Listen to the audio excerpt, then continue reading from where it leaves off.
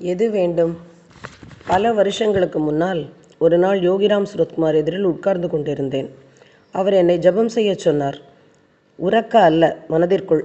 பகவான், இப்படி செய்தால் முக்தி கிடைக்குமா? கொஞ்ச நேரம் மௌனம். பிறகு சொன்னார், பப்பா சுவாமி ராம்தாஸ் இதைத்தான் சொல்லிக் கொடுத்தார். இடைவிடாமல் இறைநாமத்தை சொல்வதுதான் இடைவிடாமல் இறைவனை நினைத்து கொண்டிருக்க சிறந்த வழி. அதுவே மோட்சத்தை அளிப்பது. இதை நான் கொஞ்ச நேரம் யோசித்து கொண்டிருந்தேன். சொன்னேன், அப்படியானால் நிறைய பேர் மோட்சம் பெற்றிருக்க வேண்டுமே. உண்மைதான். இடையரா இறை சிந்தனை கட்டாயம் மோட்சத்தை கொடுக்கும். ஆனால் விஜயலட்சுமி, எத்தனை பேர் மோட்சத்தை அடைய விரும்புகிறார்கள்? கொஞ்ச நாளைக்கு முன்தான் காலை உணவு குடிலில் அமர்ந்திருந்த போது ஒரு நண்பர் இன்னொரு ஞானியின் பெயரை குறிப்பிட்டு அவர் சொல்கிறார், மோட்சம் அடைவது நமக்கு முக்கிய குறிக்கோள்களில் ஒன்றாக இருக்க வேண்டும் என்று சொல்லி கொண்டிருந்தார்.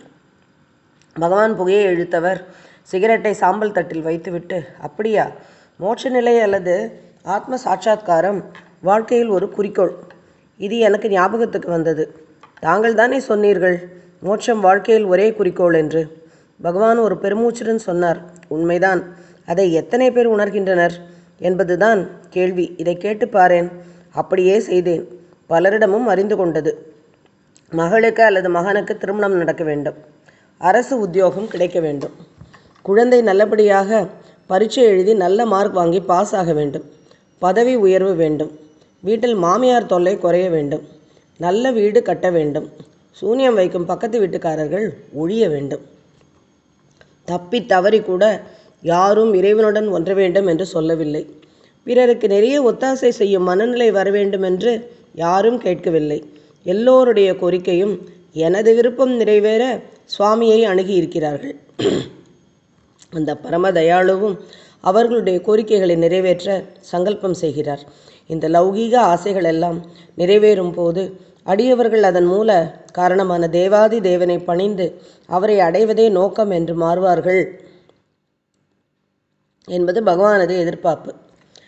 என்னுடைய கேள்வியை மறுபடியும் துவக்கினேன். அப்படியானால் மோட்சம் அடைவது, லிபரேஷன், ரீச்சிங் காட் என்பது எல்லாராலும் முடிகிற காரியமா என்ன? அந்த பரம கருணாமூர்த்தி விளக்கினார். மோட்சம் அடைய முதலில் அது வேண்டும் என நாட வேண்டும் அல்லவா? இறைவன் என்பவர் சொர்க்கத்திலோ வைகுண்டத்திலோ கைலாயத்திலோ மட்டுமில்லை. அவர் எங்கும் நிரந்தரமாக இருக்கிற ஒரு மகா பெரிய வஸ்து. அதை பார்ப்பதற்கு நமது பார்வையை மாற்றிக்கொள்ள வேண்டும்.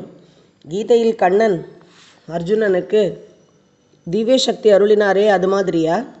அப்போதைய தேவைக்கு அருளியது அது. அதை பிற்பாடு கண்ணன் அகற்றிவிட்டார். இந்த பிச்சைக்காரன் சொல்வது நான் என்ற அகங்காரம் முற்றிலும் அழியப்பட்ட நிலையில் பார்ப்பது. பார்ப்பவர் பார்வை என்ற பேதமற்ற நிலையை அடையும் போது பிறப்பது விடுதலை. இதற்கு பெரிய தியாகம் தேவை. உடலை நான் என்று கருதி கொள்ளும் ஒரு குறுகிய மனப்பான்மை போகும்போது பெரும் அனுபவம். இந்த பெரிய நிலை மோட்சம். சுயநலம் என்று துளியும் இல்லாத போது இறைவன் அங்கே இறங்குவான். இந்த உபதேசம் எனக்கு அப்போது முழுதும் புரியவில்லை. இப்போது புரிந்ததா என்று கேட்காதீர்கள். புரிதல் விரிந்திருக்கிறது என்று சொல்லலாம். பகவானின் தெய்வீக நிலை அடைந்தவர்க்கு இது எளிது. பகவானின் சொற்கள் புரிய வைத்தது என்னவென்றால், மோட்சம், விடுதலை என்பது எல்லாருடைய பொறுப்புரிமை. அது வாழ்வின் ஒரே லட்சியமாக நாம் கொள்ள வேண்டும். அகங்காரத்தை முழுமையாக இழக்க வேண்டும். அப்போது பகவானுடன் நாமும் சேர்ந்து பாடலாம். காணுமிடந்தோறும் உன்னையன்றி யாருமில்லை தேவனே. யோகிராம் சுரத்குமார். ஜெயகுரு ராயா.